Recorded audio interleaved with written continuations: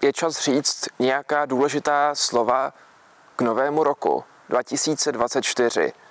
Přeji vám vše dobré, spoustu splněných přání, spoustu krásných zážitků, spoustu unikátních přátelství, spoustu blízkosti a intimity, krásných emocí a ať se vaše všechna i ta nejtemnější a nejniternější přání splní. Ale tohle všechno už asi znáte, tohle všechno už asi víte. Je tady totiž ještě jedna věc, o který se málo mluví a která je skutečně důležitá.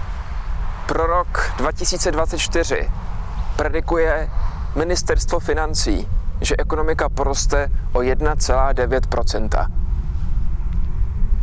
Myslete na to, prosím, až 1. ledna vstanete z postele. Myslete na to, dokud nebude příliš pozdě.